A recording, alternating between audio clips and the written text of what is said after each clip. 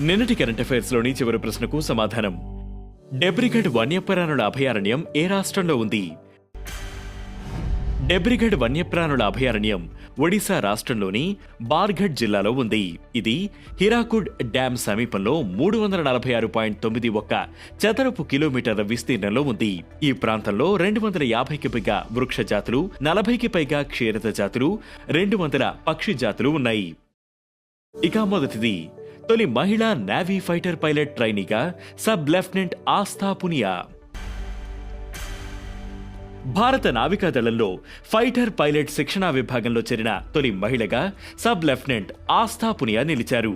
July 4న విశాఖపట్నంలోని INS డేగాలో జరిగిన ప్రత్యేక కార్యక్రమంలో ఈ ప్రకటన చేశారు. 1 సంవత్సరం శిక్షణ తర్వాత ఆమె నేవీ ఎయిర్ క్రాఫ్ట్ క్యారియర్ల నుంచి MiG-29K, రఫేల్ M వంటి శక్తివంతమైన విమానాలను నడిపే అవకాశం లభిస్తుంది. ఇక రెండవది, ప్రధాని మోదీకి ట్రినిడాడ్ అండ్ టొబాగో అత్యున్నత పురస్కారం. కరీబియన్ దేశమైన ట్రినిడాడ్ అండ్ టొబాగోలో పర్యటిస్తున్న భారత ప్రధాని నరేంద్ర మోదీకి ఆ దేశ అత్యున్నత జాతీయ పురస్కారం the order of the republic of Trinidad and టొబాగోను అందజేశారు. ఆ దేశ అధ్యక్షురాలు క్రిస్టైన్ కార్లా కంగాలో చేతుల మీదుగా ఆయన ఈ పురస్కారాన్ని అందుకున్నారు. ఈ పురస్కారం ఇరు దేశాల మధ్య శాశ్వత స్నేహ సంబంధాలకు ప్రతీకగా నిలుస్తుందని మోదీ అన్నారు.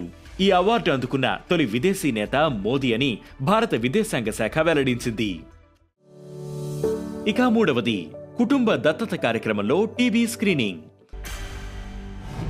కుటుంబ దత్తత కార్యక్రమంలో టీబీ స్క్రీనింగ్ ను ఇంక్లూడ్ చేసిన మొదటి రాష్ట్రం, కేంద్రపాలిత ప్రాంతంగా పుదుచ్చేరి నిలిచింది. కుటుంబ దత్తత అనేది జాతీయ వైద్య కమిషన్ ప్రారంభించిన కార్యక్రమం. ఇందులో భాగంగా వైద్య విద్యార్థులు 3 నుంచి 5 కుటుంబాలను దత్తత తీసుకుంటారు.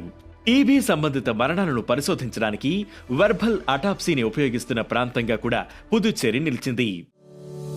ఇక నాలుగవది, గిఫ్ట్ సిటీలోకి ప్రవేశించిన మొదటి యుఏఈ బ్యాంక్.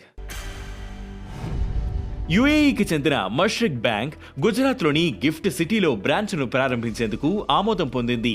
దీనితో భారతదేశ అంతర్జాతీయ ఆర్థిక కేంద్రంలోకి ప్రవేశించిన మొదటి యుఏఈ ఆధారిత బ్యాంకుగా ఇది నిలిచింది.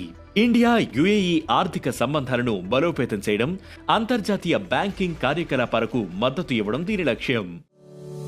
ఇక ఐదవది, ర్యాపిడ్ చెస్ టైటిల్ గెలుచుకున్న గుకేష్.